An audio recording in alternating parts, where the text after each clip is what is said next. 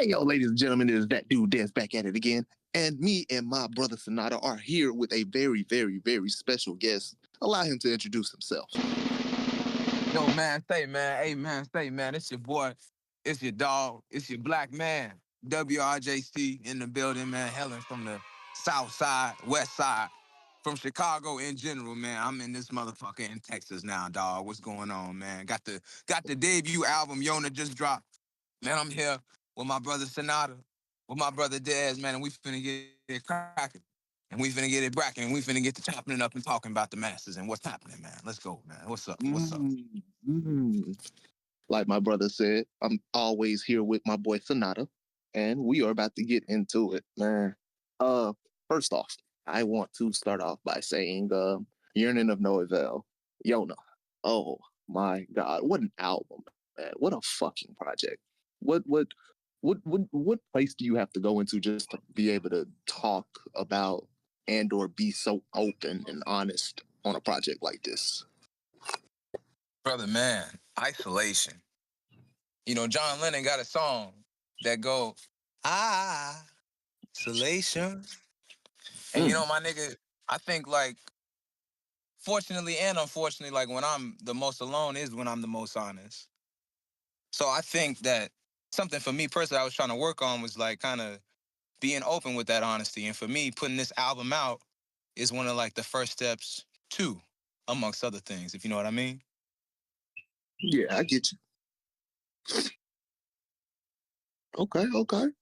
Hell yeah, But man. yeah, It definitely comes off. You can not only hear the honesty and the emotion on the tracks and throughout song to song, but you feel it. You know what I'm saying? And that's a lot of artists don't have that uh, uh, relatability or that reachability to be able to reach the listener. What do you feel about that going into 2026 and the day of music? man, brother, it's like fluctuating. You know what I'm saying? It's like you got the shit that's kind of talking about like the vanity of it all, like the sex, the drugs, and the money. And then you got like the vulnerable shit too. But I think you need both. Like I'm not like anti one or the other because like drug, sex, and money is a part of life. But it's Right. like niggas crying, niggas feeling down about losing like relationships, whether they be platonic or intimate. That's also a part of it too. So I kind of like I feel the need to address both. Like I try not to subscribe to like, yo, I'm only this kind of artist. I only talk about these kind of things. Like I've always like somebody I would look up to is Kevin Abstract, bro, because of his honesty in his lyrics, and that's what I'm for. Is like the honesty in lyricism and in music, because I feel like when we can like drop the facade of having to be cool or having to like uphold a Be certain tough and image, shit. yeah, brother, say that, brother. We can No, finally no. like you know get to connecting. And like to speak on it further, like I think that me like doing an MFA and acting, I think that shit is only that's what's really fueling it. That's what's really inspiring me. Cause in acting, you have to absolve yourself, like of self, to actually connect and to be honest and to be authentic within the imaginary circumstances. Versus with rap or with like music, you kind of like the charisma and like the kind of putting on of I'm that nigga, that's a part of it too. But it's like, damn, what if we kind of switch roles on that? What if like the awkwardness or like all the uncomfortable shit, that is like that has to be a part of the vulnerability in acting. What if niggas brought that to hip hop? Because I feel like people bring it to R&B, they bring it to alternative music, they bring it to rock, but it's like with hip hop, I feel like it's always been like, yo, we gotta have the bravado of like we that nigga. And it's like, what if we come on? What if I come on with like, bro, I'm not that nigga. Like I'm just a man. Like I fuck up. I got shit I want to be better at. You know what I mean? Like 100%. what if niggas came at it like from that angle? And not many people do it. So and you're doing a great job at it, bro. Keep that shit the fuck up. Uh, Thank you, bro. pop your shit on your. I can't even talk right now. Pop your shit on your acting, man. Tell us about it. You in school for it? What's going on? Oh yeah, bro. So like acting was some shit, bro. I kind of stumbled into. I always wanted to do it. Like my mom was always taking me to fucking like puppet plays when I was a kid in Nashville. And then when we moved to Chicago, Chicago is a big theater city, bro. So we were always going to plays and shit, whether it be like August Wilson, Shakespeare, or like fucking like Hamilton or some shit like that. Like Oh so shit. acting or the arts was always something I wanted to be involved. It's always something I felt a call into. I think with football, I was an athlete since I was 6 years old. So it was like people were telling me like, yo, nigga, you're good at this. Like, do this, keep doing that shit. So a part of me was like holding on to the idea of some shit somebody else had for me. When it was like, oh damn, I felt my heart like yearning and calling like for the arts. And bro, it wasn't until like my freshman year of college where like my RA had wrote like a Black History compilation kind of play, and he asked me to be in it. And I didn't peep like rehearsals were the same week as the start of spring ball, and bro, I was going to rehearsals instead of practice, and I didn't even realize that. I know that shit sounds stupid as fuck, but I really didn't realize I was skipping practice until like my coach called me like, "Yo, Crowder, where the fuck are you at?" And so of course I had to make up some bullshit as to why I wasn't there. But like as soon as he called, as soon as I got off the phone with that nigga, I knew like, damn, bro, like I chose that. I chose like acting over football.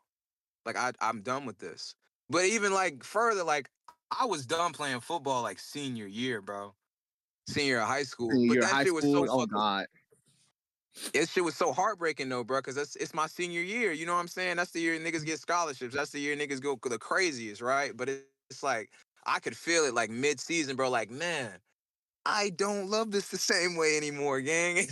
Shit. Felt. And that shit hurt, bro. That shit hurt. Cause again, this is something I was doing since I was 6. And I'm like, damn, how did I fall out of love with something that, I thought I was gonna love forever? But it's okay at the same time, because it's like, how do I say it? Like, you can't measure art the same way you can measure athletics.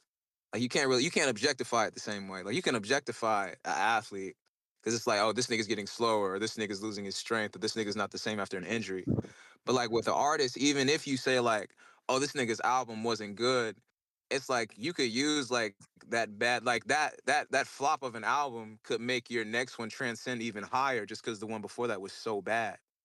Like art kind of like, I don't know how to say it. It like catapults you almost like all the time at all times. Like no matter how far you're going back, like the further you go back, that's like the further you're gonna go forward if you just like let go and surrender to whatever it is that you're holding back or needing to express. Okay, okay. You got a point there, oh. You hella right. I feel like to add on to the expression and the comparison, I feel as though with art, it's not like music or art can fail on you in a sense. Like your body could Mm, fail on you. Like in athletics, mm, you rely on your body so much. And say, for example, you break your leg and that shit don't recover well, you can't get in athletics no more. mm. Whereas fucking Stevie Wonder, quote unquote, Ray Charles, and you had all these have, and even Beethoven and or Mozart to a degree. One of them I think was either I think one of them was deaf, Yeah, Beethoven. and they created Yeah. music to Beethoven, and he created music to the degree that he was doing. You know what I'm saying? To a point, it's Brother. like music is universal. While as athletics, whatever you're doing, you have to rely on your body. And the moment that shit give up, you have to give up with it. Exactly, brother. Versus like with art, nigga, I could use the fact that I injured my leg as inspiration for a song. I could like conceptually figure something out. I figure like a metaphor with that, with I don't know, feeling incomplete or feeling broken in another way. Absolutely, absolutely, Yeah, man. man. So now, do you got any questions? I got my next question. I want to see if you got any. What's what started like what was the spark? The spark, bro, it's funny as hell. So the spark was like, I was in 6th grade, right? I was going to this white Christian school in middle school in 6th grade. And mind you, bro, like my parents are ministers and teachers. So like they wasn't playing rap music in the car. Like it was strictly R&B, oldies, and fucking gospel music. So my intro to rap was these white boys and at this Christian ass middle school, bro. So these niggas is talking about Lil Wayne and Eminem and shit. So like, and mine, this is the first day. So like, for some reason, our first day was on a Friday. So like that Friday night, I went home and I Googled Lil Wayne and I Googled Eminem, bro. So the first song, I'm not even at the spark yet, bro. Like the first song I heard ever, rap song, was No Love with Eminem and Lil Wayne. Then The next track, like on the YouTube shit, it was Mirrors with Lil Wayne and Bruno Mars. Like I think in the middle of that song, like right when it got to the hook, my mom came in, bro, and she whooped my fucking ass, nigga. That was the spark, bro. That ass whooping was the spark. Cause I needed to know, like, god damn, what the fuck was it about this that made her so mad? It was You know that what I'm saying? mirror on Because the of course, wall. I want to, of course, you want to say, oh, it's just I was on the computer, but it was like, no, I'd been on the computer before. But then she came back and was like, I can't believe you listening to this. And I didn't understand what it was, bro. So I had to go back and keep listening to that shit to figure out what the fuck was what caused that ass whooping. And I've yet to find out. At 26 years old, I'm still yet to find out. I'm still searching, bro. He's still yearning I'm of still no avail. yearning, bro. Nice. All right, Des, take it away. Anything else is okay. Oh, okay. Well, you said you're not from Dallas, Texas. You come from Tennessee / Chicago. Tell me what the transition was as far as moving place to place, or from whenever you started doing music and going place to place, and finding footing with it. Damn. So I remember the day before I moved, like out of Nashville. I don't know why I thought we were all gonna die. And I know that doesn't make any sense, but it just and maybe we did die. You know what I'm saying? Like vicariously, if that makes sense. Because like we left that house, we left Nashville. But I remember like, bro, when I first moved to Chicago, I wasn't in school for like 2 months because niggas was trying to find a place to stay. And like the city felt so fucking huge and like a movie, and it felt like how New York is in the movies, bro. It just felt like a whole fucking world, bro. It felt like everything was there. And like we were just traveling that shit for like 2 months, bro. Like every day, just getting up, driving around. So it was like I probably didn't even know how much. And mind you, bro, like I got headphones and I'm listening to music, and I'm just seeing the downtown, these big ass buildings, the Magnificent Mile, the big ass bean, the lake, and shit like that. So I'm soaking in all this fucking like this visual. What do you call that shit? Stigma or whatever the fuck. Um, Stimulation. That's the word I think. But We'll just roll just with it for taking now. all that shit in while listening to music. And plus, bro, like, but mind you, when niggas got into school, that was a whole different story, bro. Cause like school, Chicago public school did not at all feel like the city of Chicago. Like, though I was scared of those niggas, bro. Like those niggas were scary as hell to me. And not because they were like intimidating. Like they weren't like because I don't want to say that about like my black brothers and sisters. Like they weren't, it wasn't that they were I found them scary on some intimidation shit. I think they just felt so much more older than me. It felt like I was in school with like high school motherfuckers. Cause mind you, I'm wet as hell behind the ears, bro. I'm coming from like being the only Hey nigga yo, in like private schools in Nashville. What'd you say, brother? My bad. I said, hey yo. Yo, Well, I said something that was pause worthy. we already got it. So, Nigga said, I'm wet.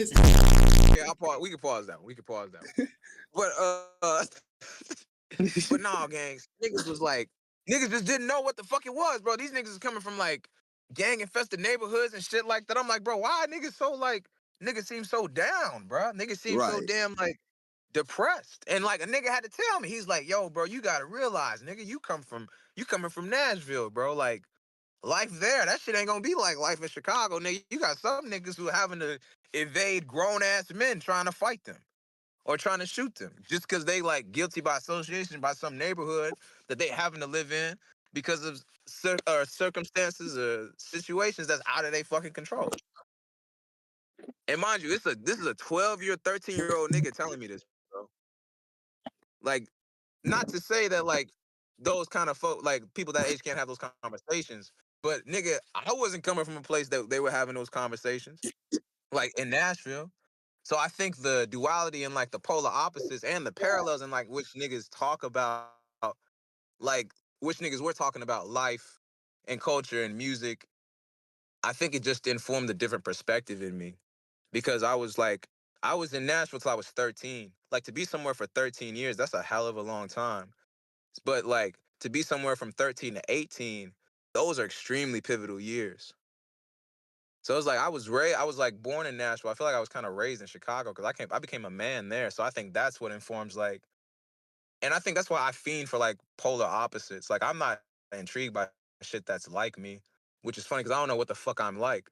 But it's like I want things, or I want to connect shit that doesn't connect, or that doesn't look like it should connect.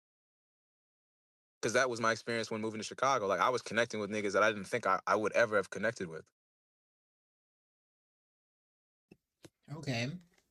So, what made you move here? Or did you, yeah.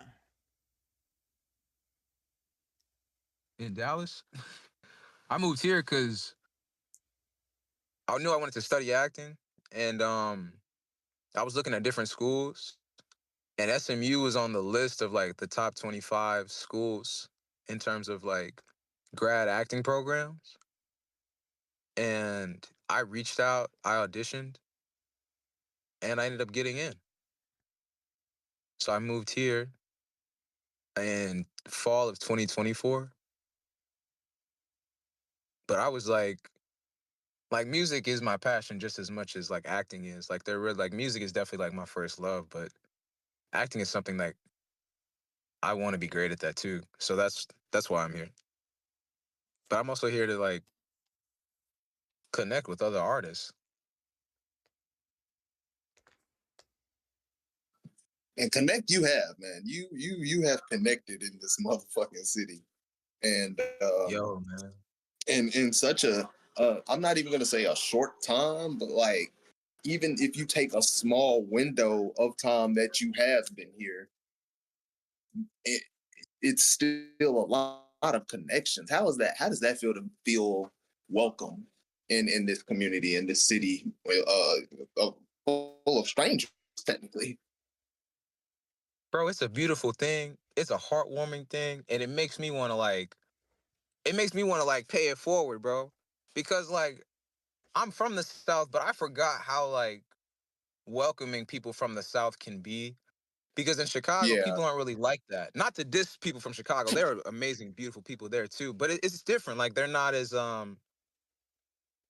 not approachable, but they're not as quick to like welcome people into their communities. You gotta like go on like a trial run for a little while. You know what I'm saying? Because I mean, they're like it's kind of a tricky city, bro. People be snaking each other sometimes, so it's like they have to be careful, which I understand.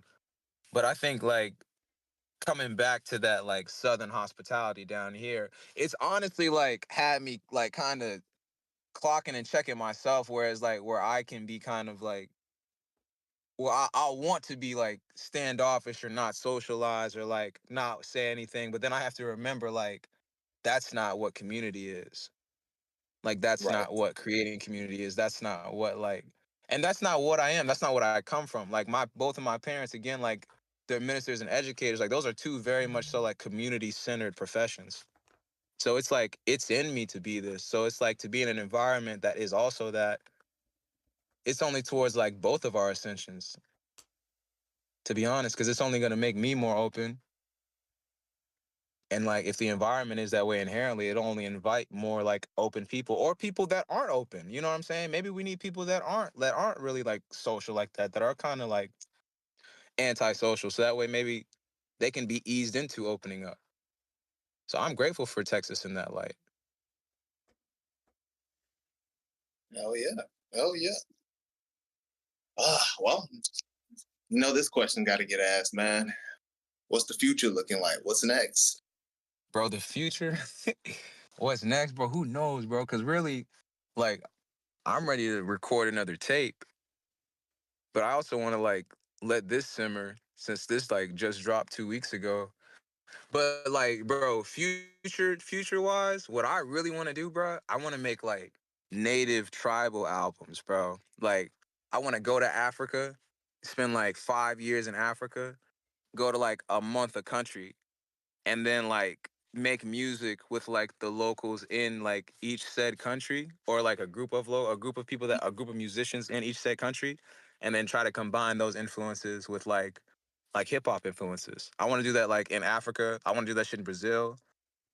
And then I want to do that shit in America with like whatever native tribes here are left. So like that's like Right. That's long term. You know what I mean? Okay, that sounds Yeah, sounds real dope. Thank you. cooking. So, do you want to shout yourself out or shout anybody else out who makes music in the area or anything? Shit. Shout out that brother Rennis Jackson that be cooking up like crack. That brother is like one of the most underrated, like slept on artists that's in the Dallas, Garland, Fort Worth, Texas area. I In stamp my it. humble I stamp. opinion. Yeah. Like Rennis Jackson. Shout out shit, my brother Dez. Like shout out Dez. Dez is like another one of them brothers. He got some shit fucking cooking up, nigga. Got some shit fired up, bro. Got some real soulful shit. And shit, man. And Yeah. bro, shout out you, bro. Cause I mean, bro, I've heard like your tunes. I've heard your sounds, bro. Not to like just be dick riding, but it's like real shit though, bro. Like your shit, y'all shit has really spoken to me. So Hey. it's like I feel like y'all brothers. Who else? I'm trying to think. Shit. Yeah, those is probably the brothers that I shout out, man. Damn, I Nice. appreciate being a part of the shout out. I ain't gonna lie to you. Hey, Made me, shit. made me, made me cry a little bit on the inside. Same Hey, here. bro, that's from the heart, bro. That's the truth. All right. Did you got anything else you want to ask? No, man, I think we got some main topic points, man. We're definitely gonna have to get you back on, man. Get us a Right. part two. Probably even get into some other type of topics or other artists and genres going on here in the Dallas area, man. I'd be Right on. down for. I'd love to see it. Yo, shout out that brother Michael from the Blue, or shout out the Blue Line in general. Shout out them brothers too. We got some shit cooking up too. Oh, okay. Oh shit. No doubt. We got some shit cooking up. Hell yeah, brother. Hell yeah, brother. Oh yeah. Hell yeah, brother. Oh yeah, brother. Well, Ladies and gentlemen, this has been one of the best interviews we've had. It's been a longer edition of the interview. I know you guys want more. We will be back for more. But give a shout out to my guy. Give a shout out to my guy. And we will be out this month. Elms Underground. Signing out.